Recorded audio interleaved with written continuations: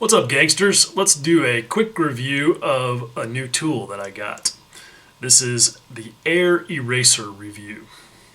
Okay, so here we go. This is the thing, but before I get to that, let me explain why I bought it, what I needed to accomplish.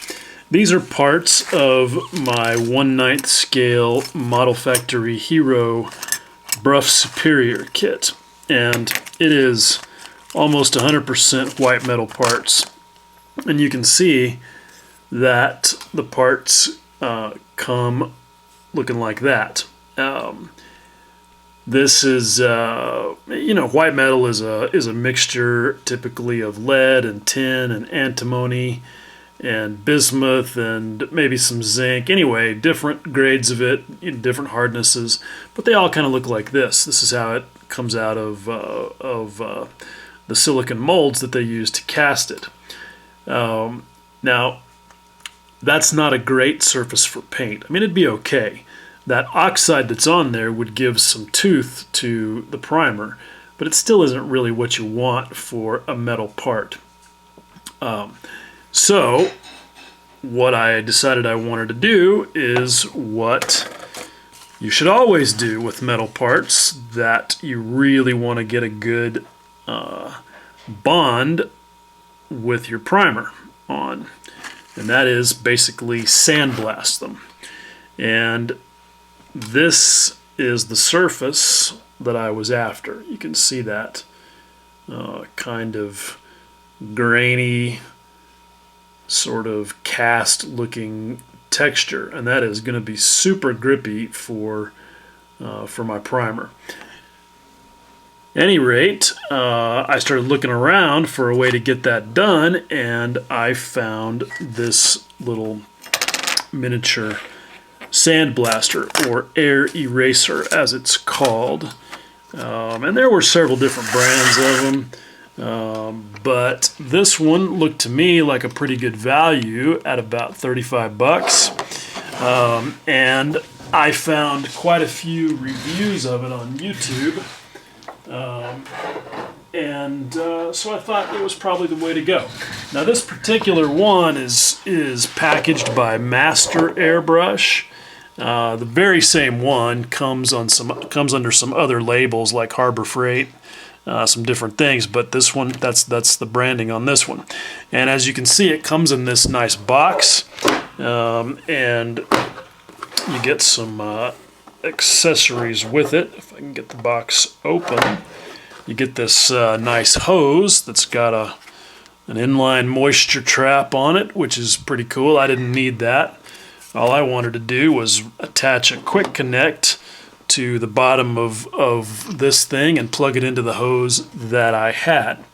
It also comes with a dust mask, which I didn't need. And most importantly, this little bottle of abrasive medium, which is an aluminum oxide, and that'll be important again here in a second. So that's what you get.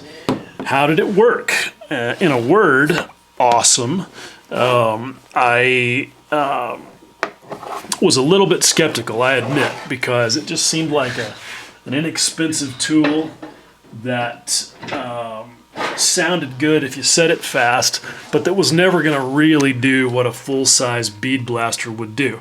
And I've used full-size bead blasters plenty over the years, so I knew what they should do.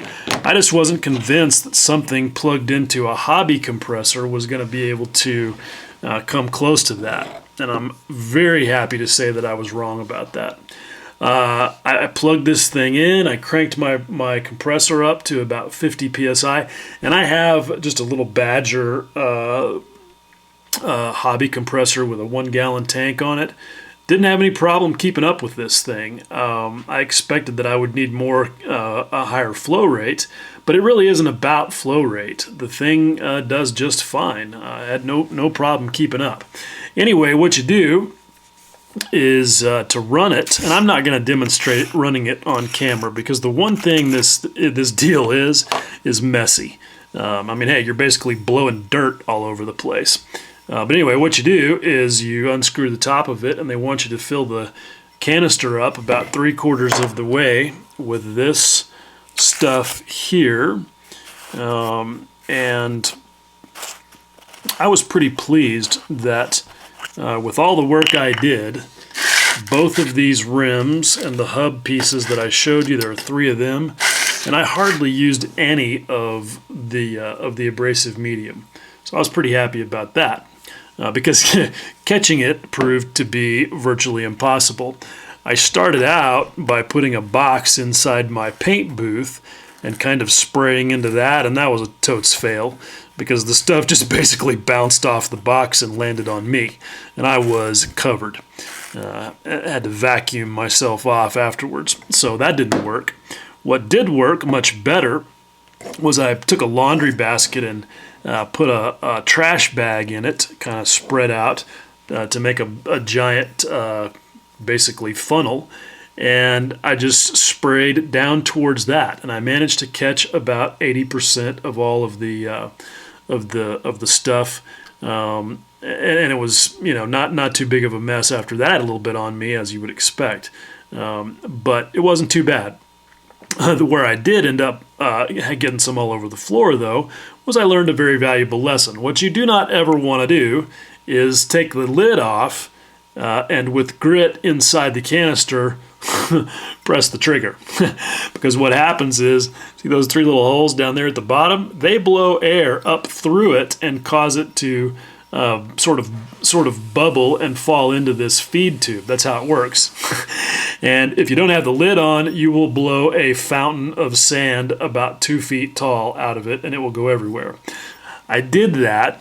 I wasn't just being stupid. I did that because while I was working with it today, it stopped spraying, and I was trying to figure out why, and I just, without thinking, I just pushed the button while I had the lid off.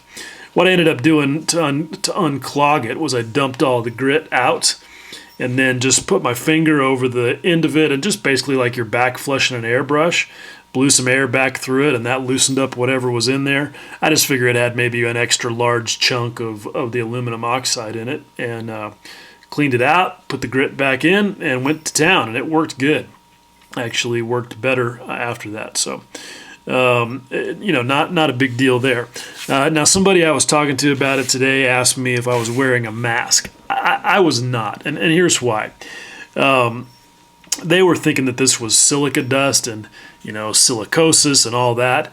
Yeah, I mean, that might be a concern, but number one, this is not silica. This is aluminum oxide. It's very different. And this is a pretty heavy particle. You'd be surprised at how weighty this little jar is. So it does not tend to make dust that floats up in the air that you're going to breathe. These particles just want to fall to earth very quickly. So dust is not really an issue, and I didn't feel like I needed to wear a mask for it. What you want to do for sure, though, is wear eye protection and make sure that this stuff does not get in your eyes. You do not want that. But other than that, it was very straightforward to use. I was very pleased with the results. I feel like it was totally worth the 35 or 40 bucks, whatever it was, that I paid for it on Amazon.